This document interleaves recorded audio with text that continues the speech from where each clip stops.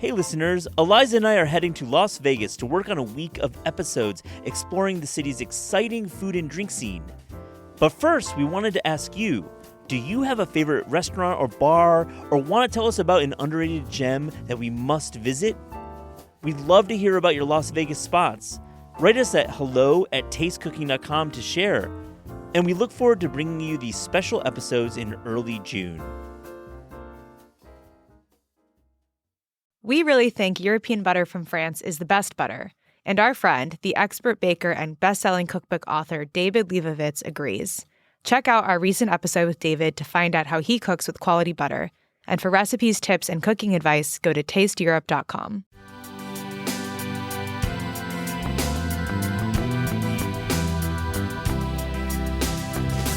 Especially when I'm thinking of like my main audience, who are based in the UK, there are lots of things that I just know that they will get, and it's just really like comforting to like make recipes that people can connect to in that way. So yeah, I really love to, when I can, just kind of like add in those elements of like nostalgia and homeliness that people love. This is Taste. I'm your host, Eliza Barbanel. Benjamina Ebuehi is a London-based recipe developer and food stylist who rose to fame as a quarter-finalist in the 2016 Great British Bake Off. She's also the author of 3 baking cookbooks, including the new release, All Bring Dessert. And it's so fun to have her on the show to talk about the differences between London and New York City bakeries, developing recipes, and more.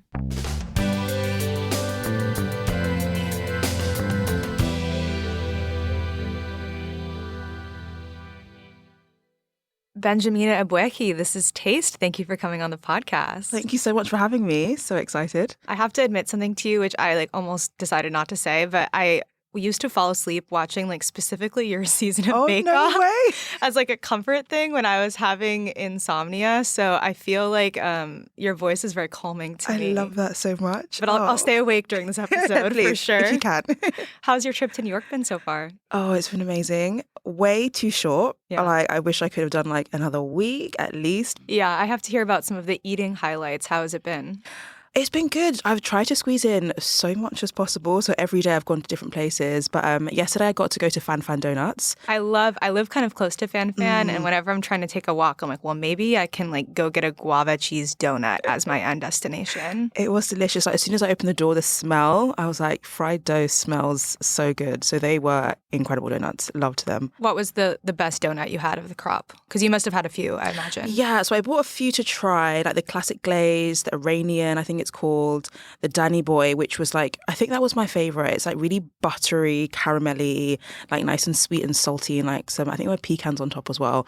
So that was my favorite, followed by the classic glaze, because I just love a simple glazed donut. So that was great. Yeah, I love that. For me, I feel like I grew up with Krispy Kreme donut. Is there an equivalent in the UK of the quick and ready, warm glazed donut chain? Not so much. I mean, we do have Krispy Kremes, but I think donuts aren't as big back home as they are here, which is why I was so eager to try as many as I could. But we just don't have. They're very American. Yeah, we don't have donut culture like you do here, I think. No, but you have Pret culture. Yeah. We love a good Pret. There's amazing other baked goods in Of the course. UK also, I have to say. Yeah. But I feel like when I went to London for the first time, my running joke was always oh, meet me at Pret. And then I wouldn't specify which one. And there's 1,000. On the same block also. So many Prets. When I saw it here, I was shocked. I was like, oh my gosh, there's Pret here. Yeah. Which felt a little bit out of place. We set it up just for you across from the office because Midtown, I think, is Pret Central, okay. probably. Yeah, It's all of the makes sense. offices around here. It was so funny. So did you have any other eating highlights from New York, or was donut number one? Donut was good. I did try and get some burgers in, some smash burgers. I got to try, quite a few people recommended Gotham Social Club, I think it's called, for smash burgers. And they were good, very oniony, but I like onions. Nice and squishy. That was good. And I also tried a 7th Street burger because quite a few people said try that for smash burgers as well. I still haven't been, but I've heard good things. It was good. It wasn't my favorite burger I've had. I think the bun was probably the highlight because it was really soft and squishy and a little bit sweet. But not my favorite burger I've had. Well, on your next trip, I'll tell you that here at the podcast, we're big fans of Hamburger America, which is Greg Motz's smash burger place. And you can sit at the counter. My dream afternoon is like, it's just me. I have a smash burger and like a lemonade, and I'm at that counter. Oh, dreamy. I know. It's next good. time. Okay, but we're not here to talk about burgers. We're here to talk about baking, and specifically your new book, which is called I'll Bring Dessert. Yeah. And it's just such a beautiful book. I was taking photos of it, and because just to have like inspiration. And I was taking photos of like half of the book, which was maybe a bit too far. And I know this is your third book. So I'm curious, like, how did you approach the development process differently for this book being your third? I think there were quite a lot of similarities. But with this one, I actually quite liked having more, I guess, boundaries with this one. So for my last one, it was a bit more broad. It was sweet. It was savory. I could kind of put anything I wanted in there. But for this one, it really was a nice little like challenge, I guess, of my recipe brain to think of things that kind of fit within that. It has to be a dessert, but also something that can be taken somewhere. So like I didn't get to do many like ice cream things or things that would just like melt. So it was fun to kind of approach it in a way that felt a bit more like restrictive, but in a good way. So I quite liked that. Yeah, I can see that being useful. And I feel like the transportation element is so key because we both live in cities. I don't know if you have a car, but I always find myself transporting like things in the worst possible manner on the subway, and it like smells or it's just like a little stressful. So I guess I'm curious, like, what is your pantry situation like? Do you have a lot of like cake carriers, or how does the transportation element work for you? I think I've really got like one or two like traditional cake carriers, so the big ones with a nice like the handle. That's a real like lady about town move. Yeah, they're very practical. But I just have a lot of different size Tupperware that I find has come in very handy. I have so many shapes and sizes, like rectangular, square, deep, shallow, and then I'll just usually like line them with some like greaseproof paper or baking parchment and place what I need inside. And also having things in separate Tupperwares. So, and then like I can just assemble things when I get there, I found has been very, very helpful. So I might have like the fruits that I've already prepped in one Tupperware. I might even already whip the cream depending on where I'm going and have that in one Tupperware, and then like the main thing. So having things separate, I find is very helpful. Yeah, and I think that's almost a good reminder that just because you're bringing dessert doesn't mean you need to bring the final product. Like you can assemble it when you're there, and it'll be easier for you. And also everyone will be kind of poking their heads into the kitchen and seeing what you're making. Yes, trying to bring a finished dessert can often be more stressful, and like just so much more room for things to go wrong or to like slip and slide. And so I like to, not for all things, but for a lot of things, if I can finish it off when I get there, it's just so much easier. I have to tell you about my like New Yorker move for transporting specifically like galettes, which is the most kind of pastry I will do, is I will go to like the pizza place near my house and just see if I can buy like a pizza box off of them. That's very clever. They normally just give it to you, and then you can carry it in the pizza box, and then everyone thinks you brought a pizza. And then you open it and it's like, wow, surprise. Yeah, well, mine are kind of ugly, so I think it's a little bit of a letdown. But for you, it would be like a really fun, like highbrow surprise. I'm going to use that idea. I like that a lot. So I guess out of all of the recipes in the book, or maybe something that didn't make it into the book, what's like the most ambitious dessert you've ever transported, and how did it work out for you? I think layered cakes can be quite tricky. Not like, you know, buttercreamed ones where it's like fresh cream and fresh fruit. I've found that the most disastrous to bring. So things like gâteau type bakes where they're just a little bit more delicate, and they're not something that I really would want to finish off when I get there because it is a bit faffy and you've got to bring your equipment and all of that stuff. So I've tried to transport that once finished, and it was just by the time I got there, it was slipping, it was sliding, it was not fun. So didn't include any of those in the book because I wouldn't recommend bringing something like that for dessert. Yeah, or you have to keep like an offset spatula in your pocket at all times, maybe. Yeah. So here in New York right now, we're getting into spring and summer. I finally have seen rhubarb for the first time. I'm curious what spring, summer baking recipes are kind of on your mind the most these days. I think it's nice. Like spring, summer is when I try to start getting like the fruits involved, and things just feel a little bit fresher, a little bit lighter, a lot more floral. So I use a lot of like lemon tarts are really nice. Poaching fruit, it might be a little bit early for like the best fruit produce, especially like stone fruit. But I think recipes where you get to poach them, like I've got some poached fruit recipes, can still kind of highlight how good they are, even if they're not at their like optimum. So poached fruit is always a really nice one. And anything that's just like nice and fresh and creamy is what I'd like to go for this time of year. Yeah, I agree. You wrote about apricots, something that I really related to, which is just that like they're never quite as good as you want them to be raw. But when they bake, they really do become like so good, the best version of themselves. So good and just like juicy and jammy. So yeah, apricots are fab for this time of year. I love that. And also like a baked plum moment. Have you made the Marion Burroughs plum torte recipe? I haven't. This is like an iconic American summer baking recipe. I think the New York Times began publishing it, I should check this, maybe in the 70s. And then they stopped. They would print it every year in the newspaper, like pre-internet baking even. And then they stopped running it one year because they'd run it so many years in a row. And then they got so many letters in from people that were upset that it wasn't going to. Wow. I think it was like a reminder to them to make it. I'll send it to you after this. It's a very simple, like one bowl, like kind of flat torte cake, but the plums in it, they're kind of like sliced and arranged on top. It's like a very July, August kind of recipe for someone to make. Oh, delicious. Yeah, I love a good plum. I got a plum cobbler in the book, and that is one that I like have on repeat quite a lot. And it's got like tarragons, so it's really like herbaceous, and yeah, I love a good plum. I love that. I'm curious, when you were working on the book, like you have a column in The Guardian where you do recipes, and you have your newsletter, and you have the book. There are so many different homes for your recipes to live. Like, how did you decide what recipes would live in the book and what would go elsewhere?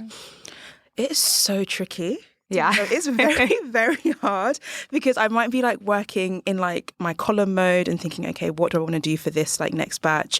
And then I'll come up with something and be like, oh my gosh, I love that so much. I want that for myself, or I want that for my book or for my newsletter. So it's very tricky separating what goes where. So I really try to like get in specific zones, like, okay, I'm in book zone, I'm in dessert zone, and have like separate notebooks for them where I jot down sort of different ideas that I might want to, put where. And there's, I guess, slightly different audiences for each one. So for the Guardian column, I have a rough idea of, I've been doing it for a few years now, so I have a rough idea of what usually goes down well, what readers quite like. What are like some of the things that they're drawn to? So things that are on the simpler side with, I guess, little twists, nothing that's too time consuming. So nothing that's going to take like the whole day to kind of make, something that you could quite easily put together on like a Saturday afternoon. You're very likely to have all the ingredients already. That kind of thing tends to go down quite well. So like one bowl cakes, cookies and biscuits, but maybe have like a little bit of a twist. And then for my newsletter, I feel like that's a place that I guess has the least restrictions. It's very much, this is what I'm just craving. This is what I just really want to make this weekend, and I want to share it with you guys.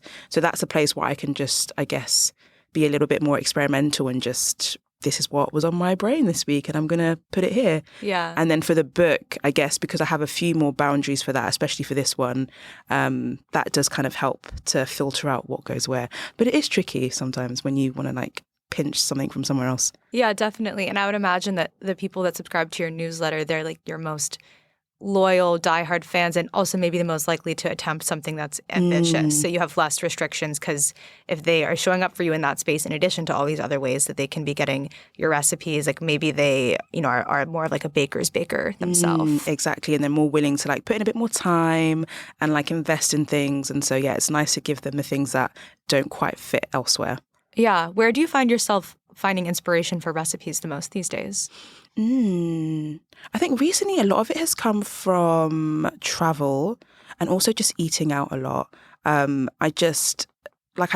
love getting inspiration from like savory side, so from cooking and from just regular meals that other people have made for me or that I eat when I'm abroad and I'm traveling, and thinking of ways I can like use some ingredients from the savory side and like think, how could this work in a cake, or how could this work in a sweet setting?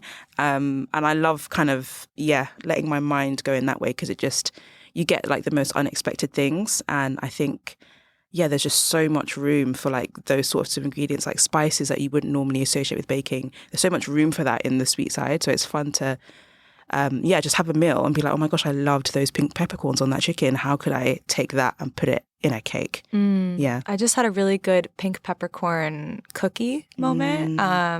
Abby Balingit, who's a Filipino dessert cookbook author. Her book Mayumu has a adobo chocolate chip cookie in it. When you said the title, I was like, I've definitely seen that. Yeah, with the pink peppercorn on top. I mean, there's so many cool things in that cookie. It has bay leaf and soy sauce and that's a lot of savory things. But the pink peppercorn to me was kind of the most surprising. Maybe because I always think of pink salt or something as an aesthetic move, which it kind of is, but it really had so much distinct flavor that I totally had to reframe my expectation. I love pink pepper. I've got a pink peppercorn cookie, not in this book, and it's like pink peppercorn and ginger in a shortbread, and it is just one of my favorite cookies I think I've made.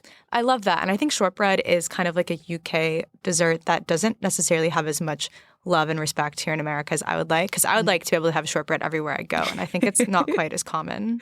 Which is a shame, because it's such a simple biscuit as well. It's not complicated at all. Everybody and their mum can make a good shortbread, and I think it's super popular back home. That's just like a good staple biscuit. Yeah, I know a Canadian who got married and their mom made shortbread for everybody for the wedding, but brought her own butter from Canada to America to make it, because she said that's what makes the difference. This is true. You need good butter. You need a really good butter for a good shortbread. Oh, it's delicious. Because that's the main flavor. Ingredient. Yeah, butter. The reason for the shortbread itself.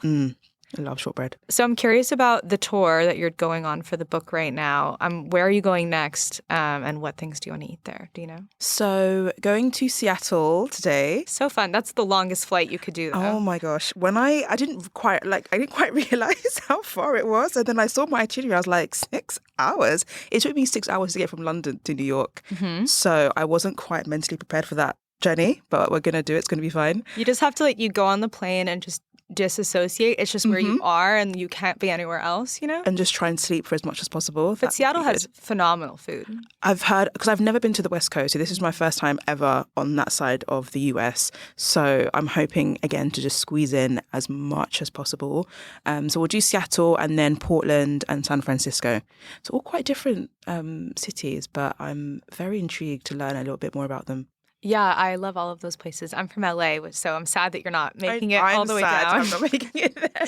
But that would just be an even longer trip. But I feel like going to all of those places and getting to eat all of the different things there will probably be a fun opportunity to get ideas for all of the recipes as well. Definitely. I'm looking forward to just diving in, eating all the things. I want to talk to you about London, though, because that's where you're from. You're from South London, born and raised, right? Yeah. Do you still live there now? Still live there now. Yeah. Absolutely love it. If you were going to take someone who had never been to South London or London at all before on an eating tour, where would you take them? That's a great question. Because South London doesn't often get as much love as places like East London, but South London is just so joyful for me. So I'd probably start at my local brunch spot. It's called Juliet's, and it is absolutely amazing. They make some of the most creative breakfasts and brunches that I think are happening in the whole of London. Amazing eggs, amazing baked goods, and they do this really cool curried egg dish. It's poached eggs in curry butter and yogurt, and it's really herby, absolutely divine. And they've really got fantastic Anzac biscuits and this amazing yuzu hazelnut cake, which is just we need to talk about the Anzac biscuit for a second, because I don't think most people know what those are, and that's originally an Australian biscuit, right? They're Australian biscuits, cookies, and they are so good. So they're made from coconut, so the desiccated coconut flour and golden syrup. So they were a little bit chewy, and oats as well. I think I'm pretty sure there's oats in there. So it's really chewy and buttery, and that golden syrup is just such a specific flavor that I think you don't really have golden syrup here, and it's hard. I don't think there is a direct substitute for golden syrup in terms of flavor. Yeah, the brand is Lyle's, right? Yeah. I mean, you see it at the British grocery stores and things here, and I think of maple syrup, but it's not like that. No, it's such a specific flavor. So that Anzac biscuits, a lot of golden syrup, a lot of coconut and oats, and it's just chewy, like a flapjack, like a British flapjack in a cookie form, kind of. A flapjack meaning a pancake? No. I was like, oh, I know it's different here. What's a flapjack? So flapjack in the UK, it's a very, very simple, old school bake, and it's just oats, golden syrup, and butter. That's like in its most simplest form. And you just like melt the butter and syrup, pour it into your oats and then bake it. And then you cut it into squares and it's just like oaty treat. It's, like such a classic, what you make when you're like little. Oh, I love that. Yeah. Okay, big detour. That's stop one on the tour. So that's stop one. Go to Juliet's Cafe for brunch, coffee and cakes. And then probably, where's really good? Oh, like literally 2 doors down from Juliet's is a West Indian bakery called Mixed Blessings. And they do amazing like fresh hardo bread, which is this like traditional Caribbean bread. Mm-hmm. So soft, so thick. And they also do these patties as well. Like meat patties, beef, saltfish, just so much flavour. And my favourite thing to get from there is a patty in cocoa bread. I love that. So it's carb heavy, I'm not going to lie, but it is just like delicious. But it's like the squishy cocoa bread and then the flaky patty. And then the filling inside, and it will knock you out, but it is delicious. It's really good. Do you have a go-to patty flavor there? I always get cheesy beef. That's like my absolute always favorite choice, cheesy beef. There's a really good patty place by me in Brooklyn that their vegan lentil patty is just so well spiced and delicious. And there's something about it that I have them in my freezer actually because I think that they can just toaster oven very well. Yeah, and they reheat well. Mm-hmm. So Mixed Blessings after there, and then just walk it off a little bit. And there's a restaurant I really love in South London called Llewellyn's, and it's just this really like chill neighborhoods local spot, but the food is amazing. It's like, I guess, modern European kind of vibes, really simple but just executed so well, and it's just really cozy vibes in there, so I love that. And then just to get something sweet after that, maybe a quick stop at Toad Bakery, who do incredible pastries, like really, really innovative flavors. They do like an everything bagel croissant pastry, and it's like got cream cheese in the middle and herbs, and it's divine. I've heard a lot of good things about this bakery actually. When I was in London in December, I wanted to go, but I just didn't have enough time, similar to your New York trip, I guess. So but it seems great. And are they only open on the weekends? No, they're open during the week, but it's just I never would go. I just don't go on a weekend because you will queue for a very long time. Go on like a Monday morning, like a random time, and then you get in. So Toad Bakery, and then just to end the night, there's a really lovely pub called Prince of Peckham, and it's like this amazing black-owned space, really good food, good vibes, good music, and just get a drink there to end the day. Wow, I love that. That's like my dream day because it has 7 pastry shops. It's like very pastry heavy, but delicious. I love that. This is not related to food, but did you watch the movie Rye Lane that came out? Of course. Like 2 years ago, maybe? Oh, it was beautiful. This is like my favorite rom-com that I've seen in recent memory, and it's all set in South London. So if anyone is listening and they're trying to like get an image or a visualization, I don't think any of these places you mentioned are in that movie, but it's around there, right? Around there. Prince of Peckham's not far from there. Yeah. So, Rye Lane was just beautiful. And it was just so nice to see like places that you know on the big screen. I was like, oh my gosh, I know that place. I've been there.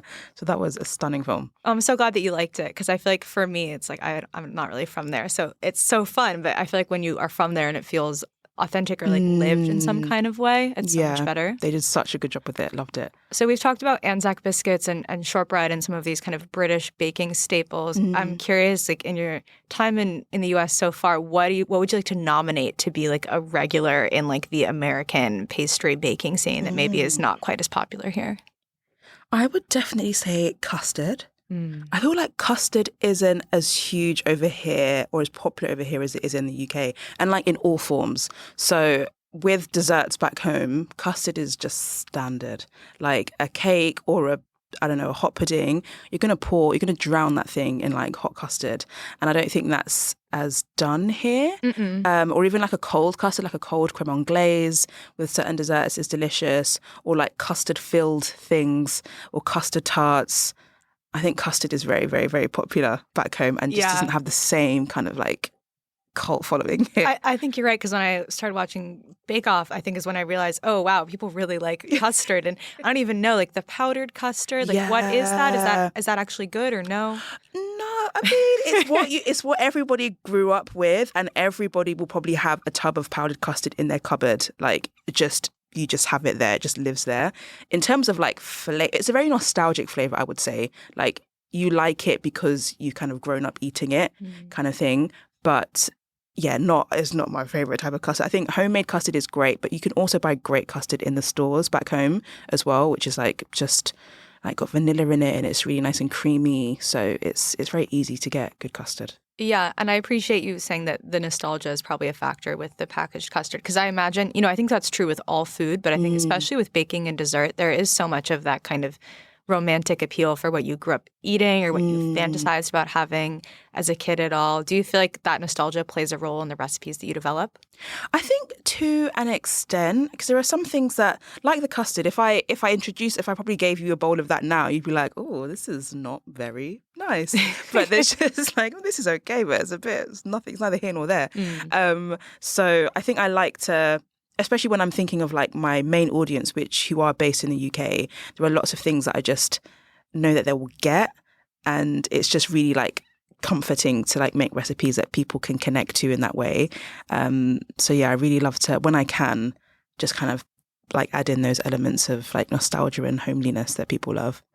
With baking and desserts, there are so many recipes that are a family recipe or something that's been passed down. How do you approach developing recipes that people will want to try as something new instead of maybe going to the family favorite or the standby? I think it's important to have like recipes that people are still familiar with, but I love introducing like little extras or little twists that still feel approachable and easy to do without straying too far away. So I want people to see it and say, I'm familiar with that and I kind of know that I already like it. But I love just introducing something that's just a little bit subtle, but still feels like interesting and new without straying too far just for the sake of straying away from it. And I think that helps people be more open in at least trying it, because it's not, the things that I add to it aren't particularly super technical or need like a great level of expertise, but it's just like simple ways that make it different, that's still approachable. I think that helps people kind of be open to trying it. Definitely. Even the plum crisp that you mentioned earlier, like I've made a crisp so many times, I've never put tarragon into one before. But I like the idea of that because I already know that I like the plum crisp school of baking. Yeah. And it's just this extra thing that, oh, actually, I'll be open to trying that because it's not too difficult. Right. And open to giving it a go. So if somebody was opening I'll Bring Dessert for the first time, what's a recipe that you would maybe suggest they start out with? Oh, I mean, it would depend on how much they bake, because I've got friends who do not bake. And then what I would suggest for them and what I would suggest for someone who's a bit more comfortable would be very different. So could I get one of each maybe? Okay, let's do one of each. So if you're someone who you want to get into it, you want to like be someone who can be a bit more confident at bringing dessert, or you don't bake much currently, the one that comes to mind might be the sweet and salty cheesecake, which I really, really love. It's so simple and it's inspired by a restaurant in London called Blacklock. They're like a meat chop house, but they do like only 2 desserts, and one of them is a white chocolate cheesecake, and it's like scoopable. So it's just served in a big dish, and they come round to your table and just like scoop it and dollop it into your bowl. Out of the big dish? Out of a big dish. Wow, that's very cute. It's fantastic, and I love it so much. So I wanted to do something like that, like just a scoopable, very rough and ready cheesecake. So the sweet and salty cheesecake, it's got a base of like Ritz crackers and butter, and then the filling is made from like just cream cheese, condensed milk, a bit of sour cream in there as well, and some vanilla, and then flaky sea salt on top. Super, super easy, but like everybody loves it because it's just so homely. You don't have to slice it and set it. Do it in a big dish, spoon it, and done. So if you're someone who doesn't bake a lot or is a bit intimidated by baking, that's a good one to start with because it's very straightforward. It doesn't need to look perfect, and it's just delicious. And is it a baked cheesecake or no bake? No bake. No baked cheesecake. No bake. So good for summer also. Very good for summer. Just in the dish, in the fridge, boom. Love it. Done. And let's say like I do bake a bit already and I wanted to make something from the book. I would, what comes to mind? So let's say it's like this time of year. It's getting a bit warmer.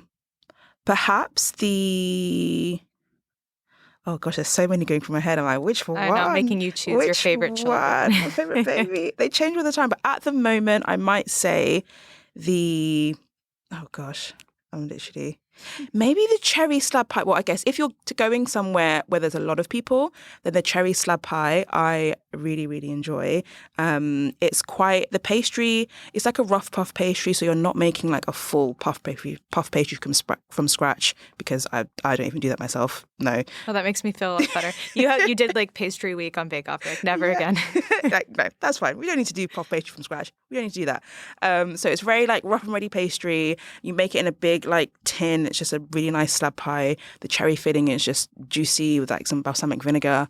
So if you're comfortable with baking and you're baking for a crowd, that's one I would use. And you can use like frozen cherries, so you can make it out of season as well, which is helpful. I love that. I don't think I'm going to have cherries for a couple months here, unfortunately. It's always later than I want it to be. So I'll be like keeping that in my mind as I stalk the farmer's market. Yes, do it. I wanted to ask you about Luminary Bakery in London, which I know you're an ambassador for. Could you maybe explain what that is for people who are unfamiliar and kind of what draws you to working with them? So they are a social enterprise bakery based in London, mostly North London, and they work with disadvantaged women across London. And these women come on like a 6-month course and they learn to bake everything from scratch. So they do cakes, breads, pastries, desserts, everything in between to a really high level. And they also have like employability training and like quite holistic training and work skills and everything. So it's very like holistic course. And yeah, the bakery supports them in teaching and with employability afterwards. And it's just an incredible initiative, incredible social enterprise that I kind of just stumbled across years and years ago. Before Bake Off, I found them on Instagram, thought it was cool, just like followed. And then after Bake Off, I think I just maybe liked a couple of posts and they were like, oh my gosh, whoa. And I was like, I've been here, guys, I've been here. And then we just got talking, came down, went down to visit and just loved what they did. And as someone who loves baking and who also like is, loves women empowerment and being able to use your gifts in a way that can help other women, it just like really resonated with me. And so I've been working with them for quite a few years now, and I teach some of the classes on the course and just like shout about them whenever I can and support in any which way. So they are amazing. If you're ever in North London, they've got 2 cafes up there and you can buy goods that some of the women have made and support in that way. I love that. We have kind of a similar thing in New York called Hot Bread Kitchen that's an incubator for kind of women immigrants to either like develop their like businesses, I guess, if they already have one, or work in that kind of way, which is, I think, really special. And I love that you were following them for such a long time and then got to work in that kind of way. I am curious, like, you obviously became famous through Bake Off and then now you have your own books and like you are just kind of in people's lives as a recipe developer. Like, how do you look back on your time in Bake Off at this point? Do you find that most people still approach you on the street talking about that, or kind of how do you situate yourself? It's a mix. I think there are still people who maybe might just see me and think, you look so familiar, where do I know you from? Yeah. And I usually know it's like, because I'm like, I don't know you. So it's probably from Bake Off and it's just that awkward kind of. Yeah, but they don't even realize that first. No, it's just like, I know you from somewhere. Like, where did you go to school? And I'm like, trust me, we don't know each other personally.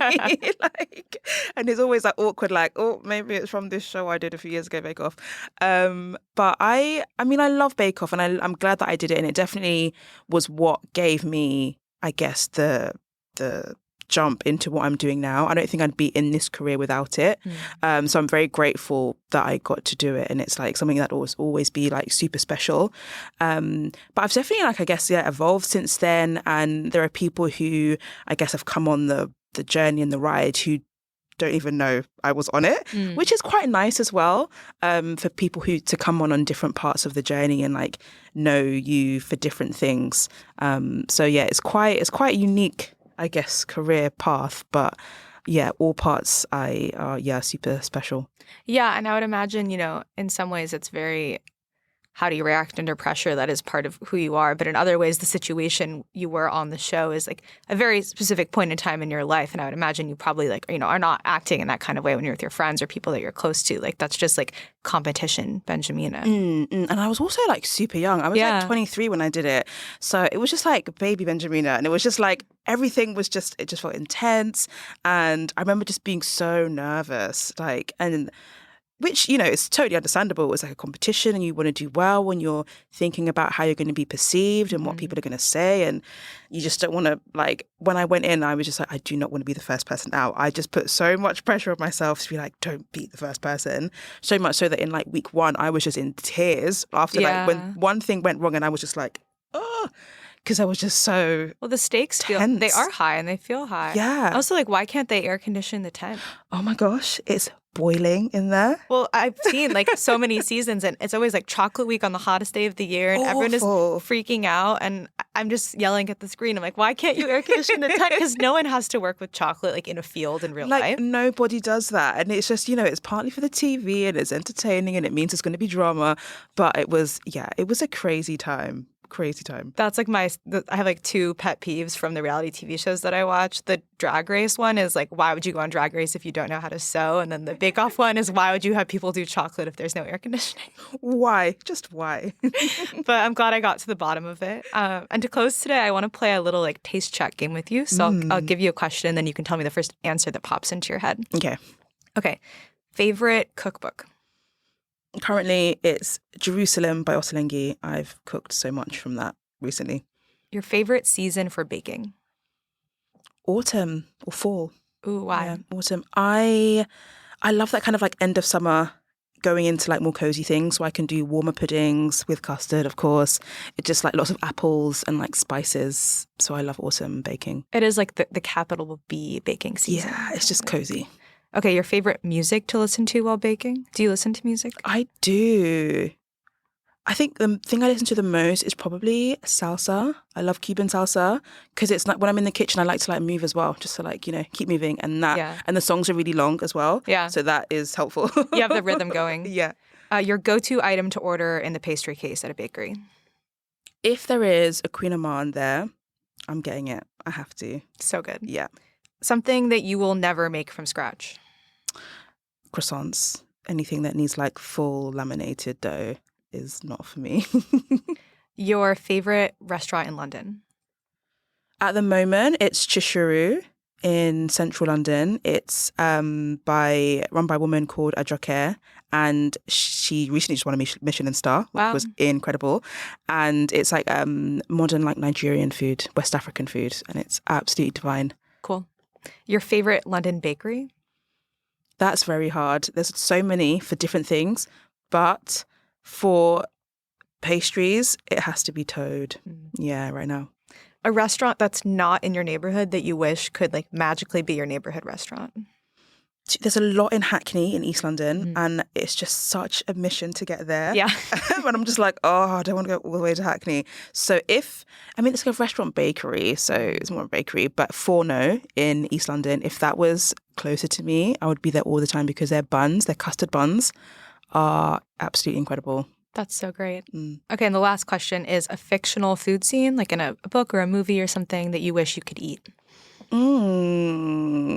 The first thing that comes to mind is it's a very, very old film, like from the 90s, called Soul Food. And I don't know why, me and my sister just watched this film so many times. And there's a scene at the end where they all come together, like after all the drama, they come together and it's like a big Sunday dinner at their like grandma's house. And it's just so much like, I guess, traditional soul food, which growing up, like we didn't have that in the UK. So I remember watching it being like, I want all of that, like cornbread and fried catfish and mac and cheese and greens. And I just would always like wonder what all of that tasted like. So that's something that I'd always wanted to be at that table to enjoy. Well, I love that. And while you're here in the US, I hope that you can go get some good soul food. Yeah, that would be amazing. Well, this has been so fun. Thanks so much for coming on the show. Well, thanks so much for having me.